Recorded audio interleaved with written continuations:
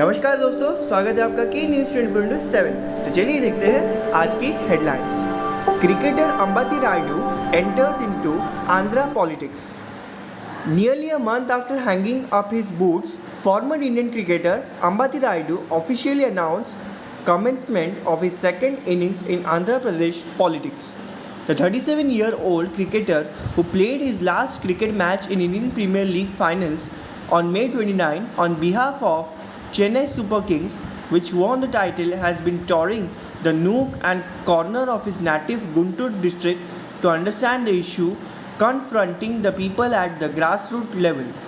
I shall soon enter politics in Andhra Pradesh to serve the people. Before that, I have decided to visit different parts of the district to know the people's pulse and understand their problems, Rayudu told local reporters during his visit to Mutluru village of Vaticherkuru block in the district on Wednesday. Uttarakhand UCC draft ready likely template for centre law. The expert committee for a uniform civil code in Uttarakhand is all set to submit its report along with a draft of the proposed law to the state government by the end of July. It is learned that the union government is expected to use it as a template for drafting its own UCC bill, and ruling party members hope to take it up in the winter session of parliament. Sharad Pawar terms 2019 Maharashtra Cup a political googly. The 23rd November 2019 early morning hush swearing in of Devendra Fadnavis, Ajit Pawar by then Governor Bhagwat Singh Koshyari continues to haunt Maharashtra politics, and this time it was about bowling political googlies. The Bharwal Googlies come on the eve of the first anniversary of the Eknath Shinde-led Shiv Sena BJP alliance government, which came to power on 30 October 2022 after the toppling of the power-crafted Uddhav Thackeray-headed Maha Vikas Aghadi government. The MVA was in power in the state from 28 November 2019 to 29 June 2022, but the split in the Balasaheb Thackeray founded Shiv Sena brought it down in 2.5 years. So far, the junior power, currently the leader of the opposition in assembly and a former four-time deputy chief minister, has maintained a silence over the development ever since the government collapsed with 80 hours, paving the way for the MVA, a marked anti-BJP coalition, to come to power. The new round of Fadnavis power clash started after Fadnavis gave an interview to a TV channel where he claimed that the NCP Supremo was in full knowledge of the development. Shivakumar's comments on Karnataka CM sets political circle abuzz. As the Congress-led Karnataka government struggles to fulfill its election promises, internal divisions between its top leaders have come to the forefront. The camps of Chief Minister Siddharth Maya and Deputy Chief Minister D.K. Shivakumar are engaged in a war of words, each vying of the coveted topmost people familiar with the matter said. Shivakumar on Tuesday said that he would not have backed down from proceeding with the steel flyover project, unlike Siddharth Maya, who withdrew support during the previous Congress government tenure after criticism and public backlash. In the previous Siddharth Maya government, a proposal to construct a steel bridge saw a significant opposition. Siddharth Maya got scared and abandoned the project. If it were up to me, I would have pushed forward, Shivakumar asserted. During the 514th birthday anniversary celebration of Kempegowda, Shivakumar participated in various events and made a statement suggesting someone work hard but somebody else is enjoying. Shivakumar elaborated, when this building, Vidhana Soda, was constructed, workers carried stone with chains on their legs because there were no machines back then. Those who built it never got to stay here. Now we sit and hold court. Some work hard while others reap the benefits, and it has always been this way. Not a zero-sum game. Jaishankar on India's ties with Russia, United States. External Affairs Minister S. Jaishankar on Friday said it is not in India's interest to be tied down in exclusive relationship. It's not in our interest to be tied down to exclusive relationship because we have a tradition of strong ties with Russia that should not become a burden or an obstacle to an equally strong relationship with the United States. I do not see our relationship as a kind of zero-sum game. Minister said at an event in Kolkata. We are credible today as the voice of the global south. We are also perceived as very strong democratic power.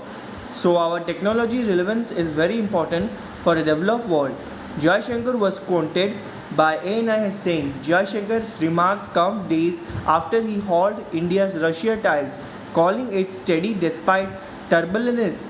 We have made our own evaluation over the years regarding the importance of this. It is a mistake to dumb down ties with Russia to just defense dependence. We have an upswing in economic part of our relation with Russia, the minister said on Tuesday. Rahul Gandhi, Congress leader, meets victims of violence in Manipur. India's opposition leader Rahul Gandhi has met people affected by the violence that has engulfed the northeastern state of Manipur. On Friday, the Congress leader visited a relief camp in Moirang town and met displaced families, the party said. Mr. Gandhi, who is on a 2-day trip to the state, also visited a relief camp in Churachandpur district on Thursday. He travelled there by helicopter after his convoy was stopped by the police who cited security concern. Mr. Gandhi is scheduled to meet leaders of civil society group on Friday in the state capital, Imphal. For the past 2 months, Manipur has been convulsed by clashes between the majority Meitei and Kuki communities. More than 100 people have been killed and 400 wounded in the violence. Tens of thousands have fled their homes. Clashes broke out after the state main ethnic group, the Meiteis, demanded tribal status which give access to benefits such as forest land and government job and education quotas. Prime Minister Narendra Modi has met top government officials to review the situation in Manipur, but he has been criticized for not visiting the state or commenting on the situation there. China has $3 trillion of hidden currency reserves. In what is being perceived as a major risk for the global economy, South Asia giant China currently has $6 trillion worth of reserve, half of which does not appear in the official book of the People's Bank of China. News agency Bloomberg reported economist Brad Setzer as saying. Setzer, the former US Trade and Treasury official, wrote in the report on the China project that shadow reserve appear among the assets of entities such as state commercial lenders and policy banks. While official reserves have flatlined over recent years, the hidden variety have likely pushed higher alongside China's export surplus, he said. China's foreign exchange reserve, the world's largest, fell by $28 billion to $3.177 trillion last month, slightly less than the $3.181 trillion tripped by a Reuters poll of analysts and $3.205 trillion in April.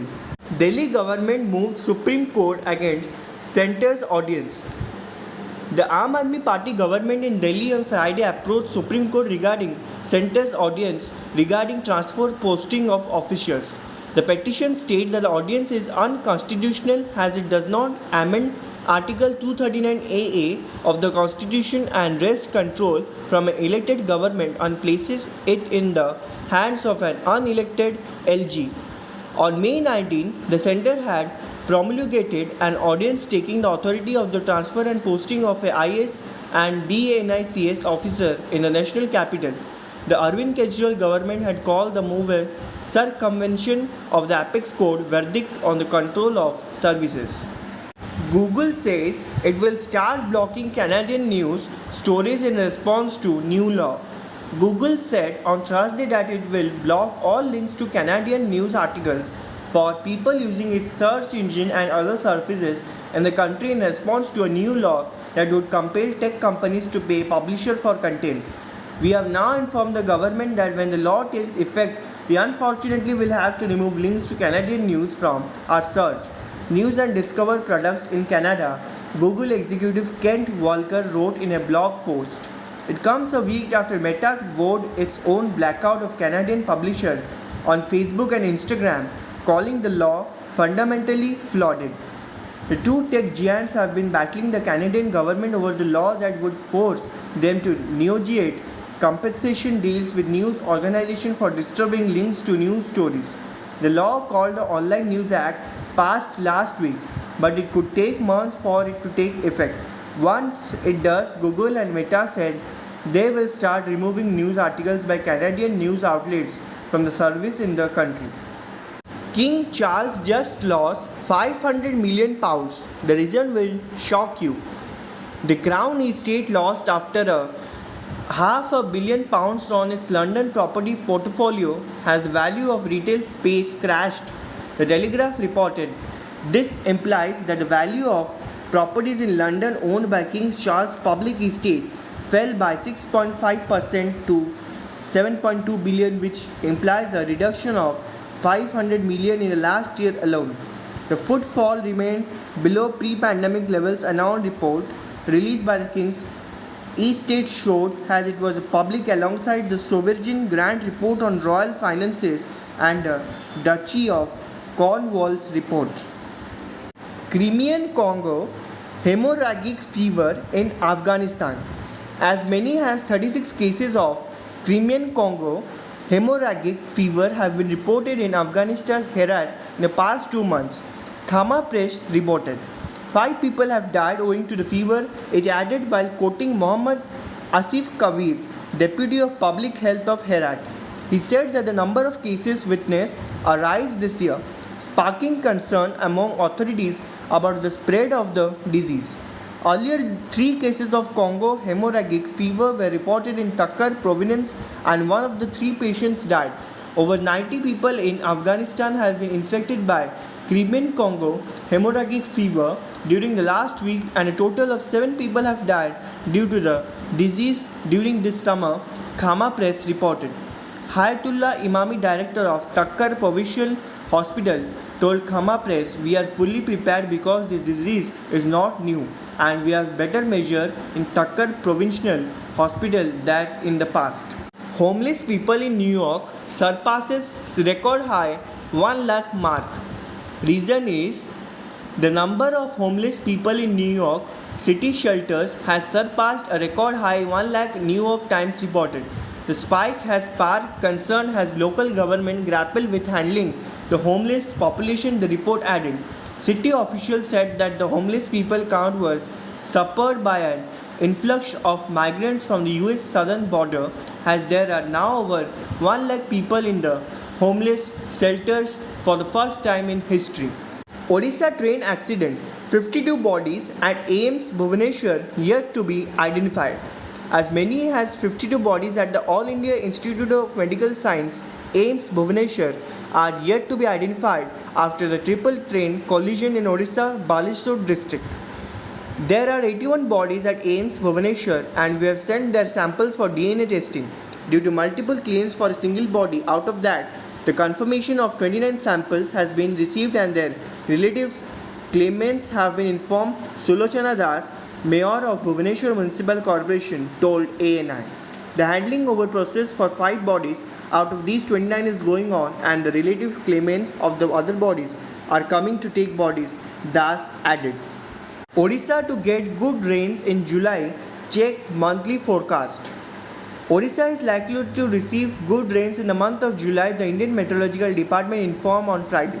The month rainfall over the country as a whole during July is most likely to be normal, 94 to 106% of long period average, and most probably with the positive side of the normal, the weather agency tweeted.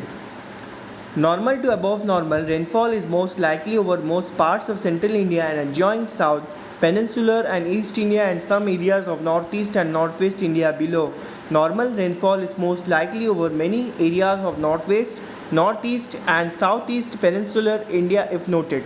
Notably, the Met Office has predicted fresh spell of heavy rainfall in Odisha on July 3 and July 4. Chhattisgarh opens all 64 gates of Kalma Barrage. Chhattisgarh opened all 64 gates of Kalma Barrage following heavy rain on Friday in the upper catchment area, said reliable reports.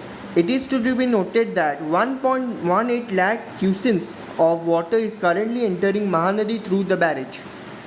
It is worth mentioning 72,000 cuses water entered Hirakud Dam till 9 am today. The water level in the reservoir stand at 603.50 feet. According to the reliable reports of Chhattisgarh has been witnessing heavy to moderate rain since the last 3 days. Hirakud water level is likely to rise drastically since as much as 1.18 lakh cuses of water is currently entering Mahanadi.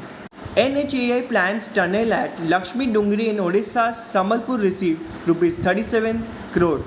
The National Highway Authority of India NHAI received Rs 37 crore from construction of a tunnel at Lakshmi Dungri, a reserve forest in Sambalpur district, official sources said. The tunnel objective is to check disruption of traffic movement due to landslide on NH 53 connecting Mumbai and Kolkata. Project Director NHAI Sambalpur K. Nageshwar Rao said the geotechnical survey for the construction of the tunnel is underway, stating that the plan and design will be prepared once the survey is completed. Rao said the tunnel will be constructed on one section of the 4-lane highway. If everything goes according to plan, work will commence by September, he said, adding that the primary objective of the tunnel is safety of passengers travelling on Lakshmi Dungri and experienced several landslides which have impacted traffic movement on NH 53 since September 2007. ऐसे ही और news को जानने के लिए जुड़े रहिए के news 24/7 के साथ.